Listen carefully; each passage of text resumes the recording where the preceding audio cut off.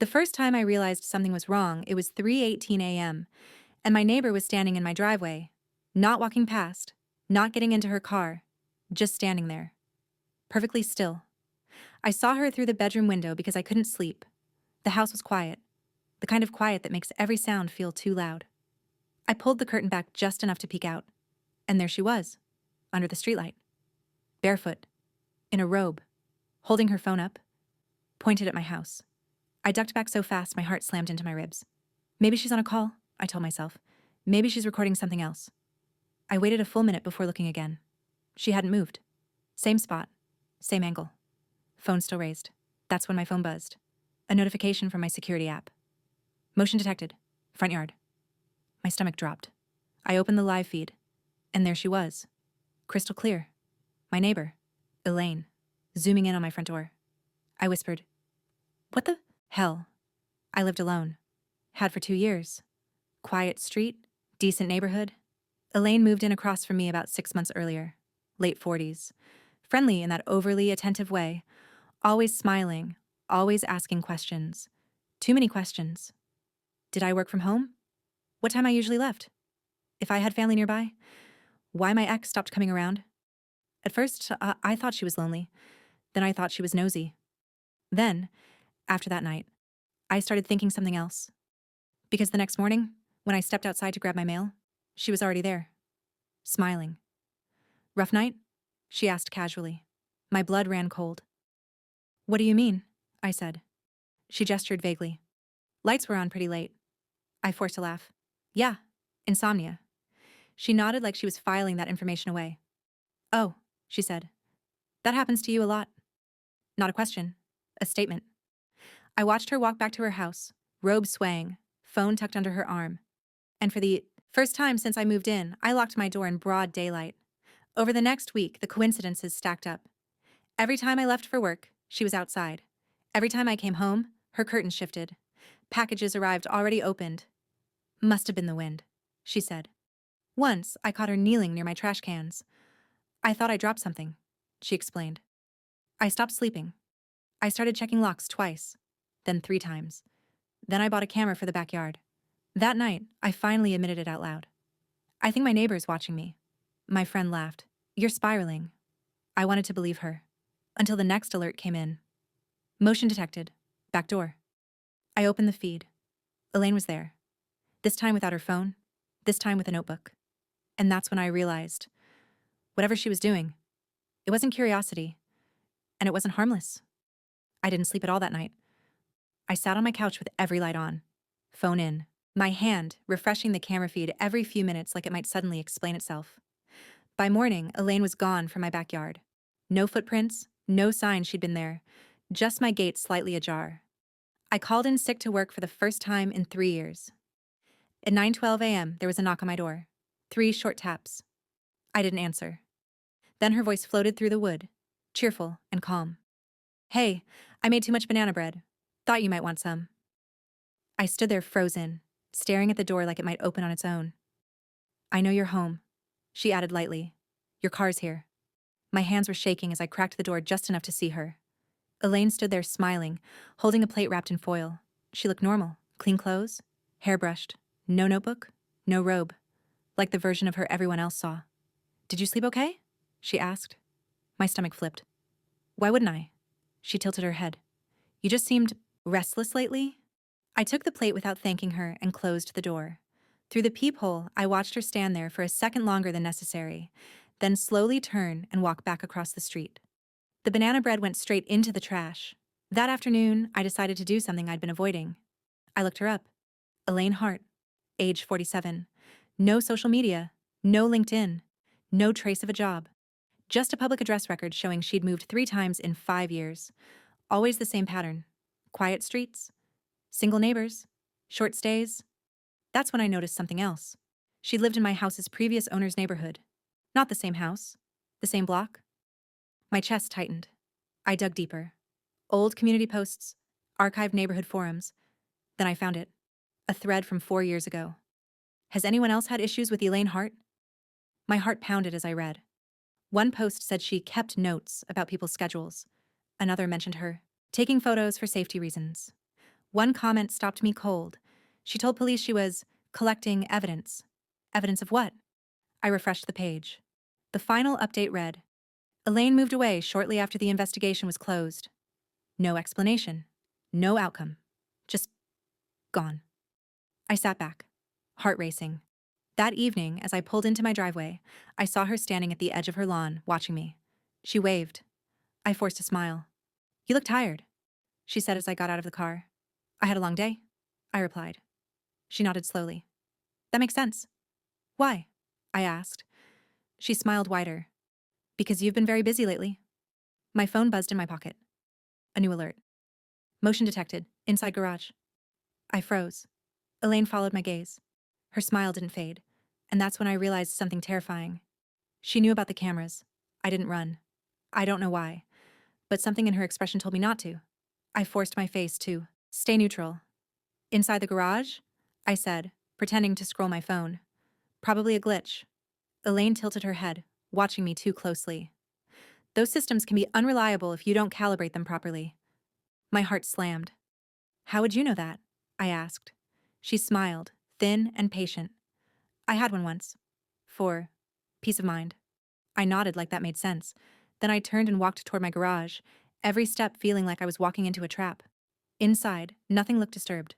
No broken locks, no open door, no sign of anyone else. But the air felt wrong, stale, like it had been held too long. That night, I sat in my bedroom with my laptop open, rewatching footage from the past week. Elaine pacing near my fence. Elaine crouching by my trash cans. Elaine standing under the streetlight at 3 a.m. Then I noticed something I'd missed before. She wasn't just watching my house. She was tracking me. Every clip lined up with my movements. When I left early, she appeared early. When I stayed out late, she was awake. When I had friends over, her lights were on all night. She wasn't obsessed.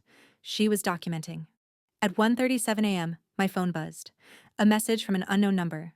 Please don't panic. I'm not trying to hurt you. My stomach dropped. Another message followed immediately. You remind me of someone. I just need to make sure you're safe. I stared at the screen, frozen. Then the third message came.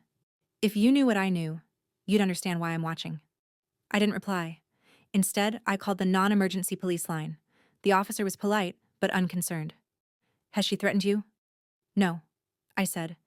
But she's watching me, recording me. She's been in my yard. Without a direct threat, there's not much we can do, he said. Maybe try talking to her. I almost laughed. The next morning, Elaine was waiting for me by my mailbox. I hope you didn't sleep badly, she said gently. I met her eyes. Why are you keeping notes about me? Her smile faded for the first time. I'm trying to protect you, she said. From what? I demanded. She hesitated, then whispered, from repeating the same mistake. A chill ran down my spine. What mistake? I asked. She looked past me, down the street. The one I ignored, she said. That afternoon, I found something tucked under my windshield wiper. A folded piece of paper. No name, no explanation. Just one sentence written in careful handwriting. Check the crawl space. My hands went numb, because there was only one way she could know about that. And suddenly, I wasn't sure anymore. If Elaine was the threat, or the warning. I didn't go inside right away. I stood in my driveway staring at that piece of paper like it might burst into flames if I touched it again. Check the crawl space. No one had ever mentioned my crawl space. Not friends. Not repairmen. Not even the inspector when I bought the house. I locked my car, walked inside, and bolted the door behind me. The house felt off. Not noisy. Not obviously wrong. Just heavy. Like it was holding its breath. I grabbed a flashlight from the kitchen drawer and stood at the top of the basement stairs for a full minute before forcing myself to go down. Every step creaked louder than it ever had before. The crawlspace door was tucked behind the water heater. Small, square, and usually ignored. I'd never opened it. My hand shook as I pulled the latch. The door swung open with a soft scrape. Dust. Darkness. And something else. A smell. Stale, metallic. Wrong. I crouched and aimed the flashlight inside. At first, I didn't see anything. Then the beam caught something reflective. A phone. Not mine. It was propped up on a brick, facing outward like a camera. My stomach flipped. I reached in, grabbed it, and scrambled back, slamming the crawlspace door shut behind me. The screen lit up. Recording paused. My blood ran cold. This wasn't curiosity. This wasn't paranoia. Someone had been inside my house.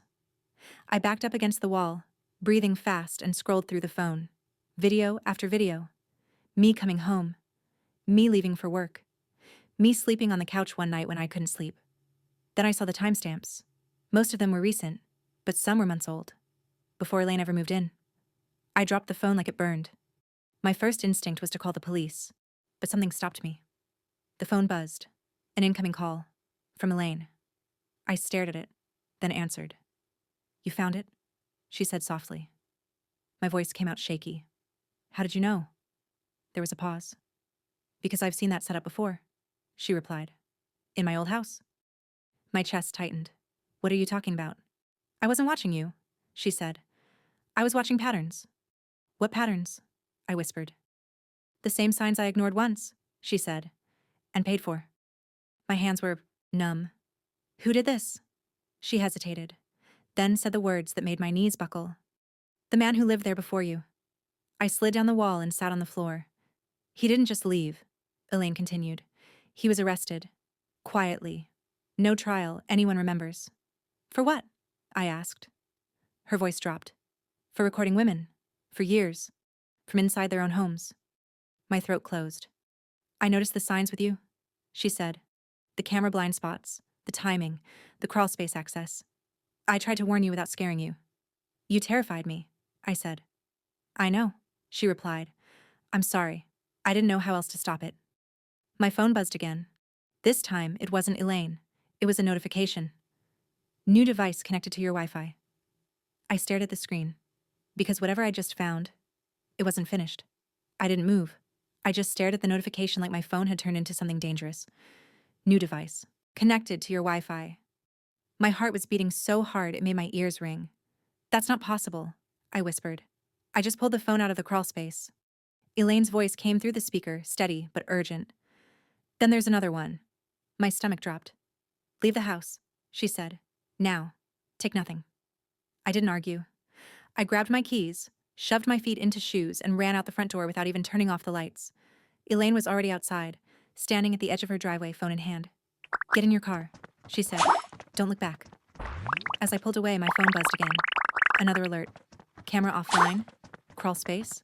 Then another. Camera online. Bedroom. I screamed. Elaine swore under her breath. "He's accessing it remotely." "Who?" I shouted. "The previous owner didn't act alone," she said. "He sold access. That's how it worked." I felt like I was going to throw up. Elaine told me to drive straight to the police station. When we arrived, she didn't hesitate. She handed them everything. Screenshots, notes, addresses, dates, footage she'd collected over months. This time, they listened. When officers searched my house, they found 3 devices. One in the crawl space, one behind an air vent, one inside a smoke detector above my bed. The realization hit me hours later, sitting in a plastic chair under fluorescent lights. I wasn't being watched because I was special. I was being watched because the house was already compromised. Elaine sat beside me, exhausted.